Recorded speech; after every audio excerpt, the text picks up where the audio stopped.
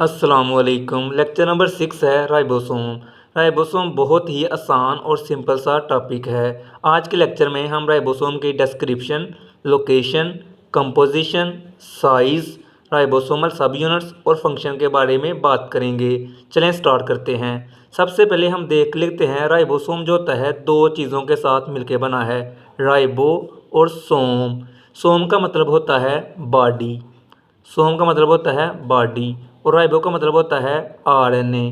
तो ऐसी बॉडी जिसके अंदर आरएनए पाया जाता है उसे हम राइबोसोम कहते हैं। डिस्क्रिप्शन क्या है? कहते हैं जो राइबोसोम होता है are the tiny granular structure. Ribosome जो होता है छोटे छोटे दानेदार स्ट्रक्चर है जो कि साइटोप्लाज्म के अंदर पाया जाता है। यहाँ पे हम देख लेते हैं कि ये एक सेल है, यहाँ पे न्यूक्लियस है और ये इसका क्या है, साइटोप्लाज्म। इस साइटोप्लाज्म के अंदर क्या मौजूद होता है, राइबोसोम। ये साइटोप्लाज्म है। इस साइटोप्लाज्म के अंदर इस तरह के दानेदार स्ट्रक्चर हैं जिसे हम कहते हैं राइबोसोम। तो राइबोसोम क्या होता है, दानेदार स्ट्रक्चर है जो कि साइटोप्लाज्म के अंदर पाए जाते हैं। लोकेशन के राइबोसोम मौजूद कहाँ पे होते हैं? Ribosome float freely in cytoplasm or attach with endoplasmic reticulum. या तो राइबोसोम साइटोप्लाज्म के अंदर फ्रीली प्रेजेंट होंगे या वो एंडोप्लाज्मिक रेटिकुलम के साथ अटैच होंगे। मिसाल के तौर पर यहाँ पे आप देख सकते हैं राइबोसोम साइटोप्लाज्म के अंदर फ्रीली प्रेजेंट हैं और अटैच कैसे होते हैं एंडोप्लाज्मिक रेटिकुलम के साथ। यहाँ पे देख लें कि ये एक सेल है, इस सेल में यहाँ पे एंडोप्लाज्मिक रेटिकुलम मौजूद है। ये एंडोप्लाज्मिक रेटिकुलम है। इस एंडोप्लाज्मिक रेटिकुलम में राइबोसोम जो होते हैं अटैच होते हैं। ये इसे हम कहते हैं एंडोप्लाज्मिक रेटिकुलम। कुछ राइबोसोम जो होते हैं साइटोप्लाज्म के अंदर आज़ाद प्रेजेंट होते हैं और कुछ राइबोसोम जो होते हैं एंडोप्लाज्मिक रेटिकुलम के अंदर प्रेजेंट होते हैं। Composition, they are composed of equal amount of protein and ribosomal RNA. Ribosome जो होता है प्रोटीन और राइबोसोमल आरएनए के साथ मिलके बना होता है। हमने यहाँ पे भी कहा था जो राइबोसोम होता है उसके बॉडी में आरएनए पाया जाता है। यहाँ पे लिखा हुआ है कि यूकैरियोटिक वर्सेस प्रोकैरियोटिक राइबोसोम। याद रखिएगा कि वो राइबोसोम जो यूकैरियोटिक सेल में पाया जाता है उसका साइज़ जो होता है वो बड़ा होता है as compare to the prokaryotic one. दोबारा बता रहा हूँ कि यूकैरियोटिक राइबोसोम जो होता है उसका साइज़ बड़ा होता है as compare to the prokaryotic one. यहाँ पे मैं आपको समझा देता हूँ कि याद रखिएगा राइबोसोम जो होता है वो दो यूनिट्स के साथ मिलकर बना होता है।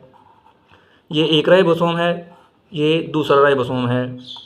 ये राइबोसोम जो होता है यूकैरियोटिक सेल का है जबकि ये राइबोसोम जो होता है प्रोकैरियोटिक सेल का है।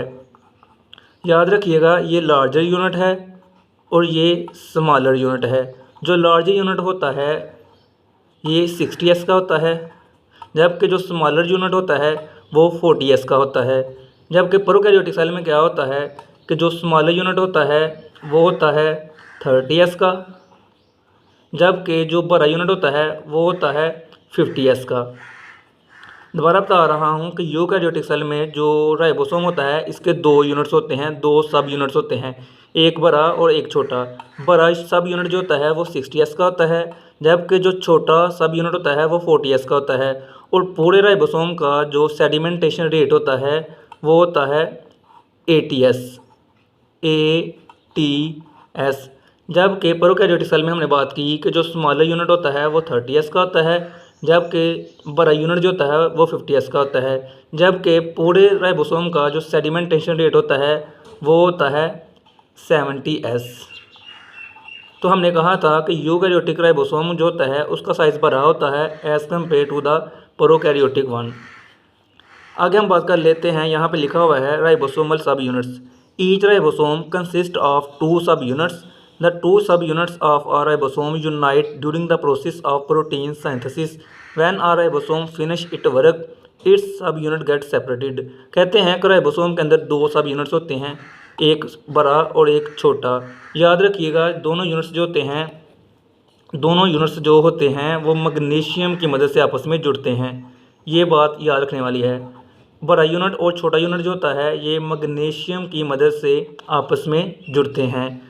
और याद रखिएगा कि ये जुड़ते कब हैं, जब प्रोटीन बनानी होती है। यूनिट्स जो होते हैं कब मिलते हैं आपस में, जब प्रोटीन बनानी होती है।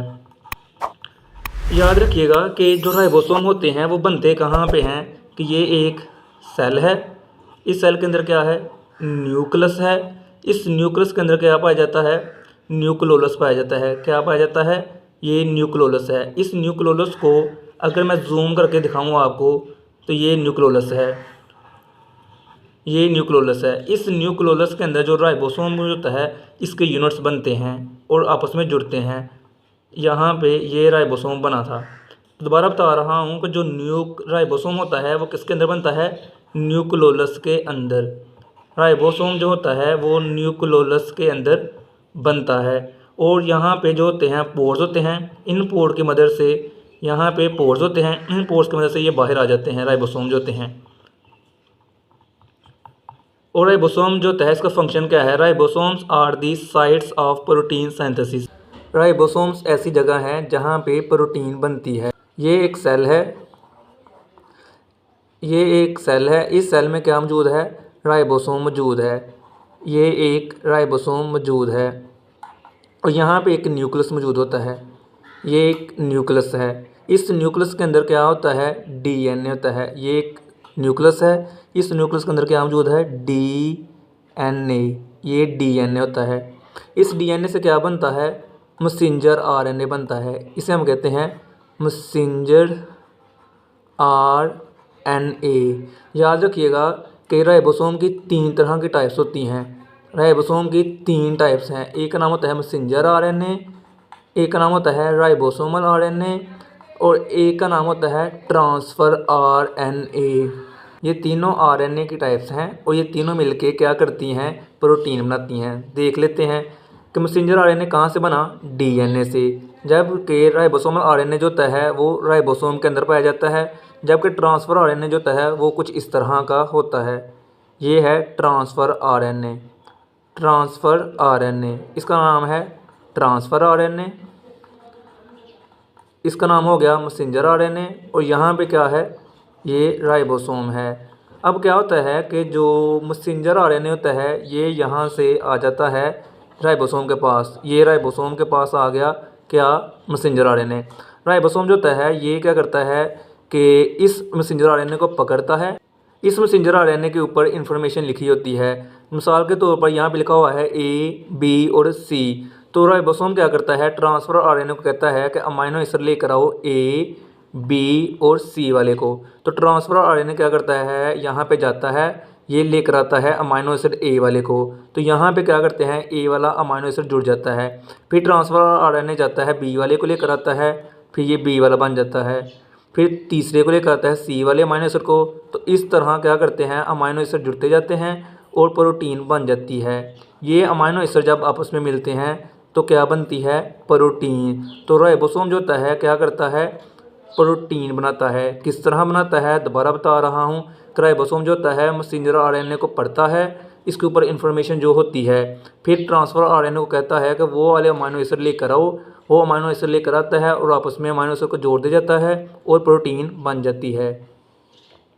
राइबोसोम और 70S राइबोसोम क्या होते हैं। यहाँ पे हमारे पास सपोज करें ये एक ट्यूब है।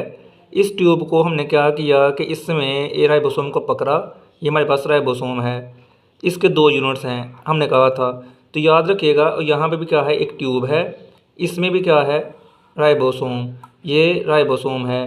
तो याद रखिएगा जो राइबोसोम है इसके जो नीचे बैठने की जो स्पीड है वो है 80S। जबकि ये राइबोसोम की नीचे बैठने की जो स्पीड है इसको हम कहते हैं 70S।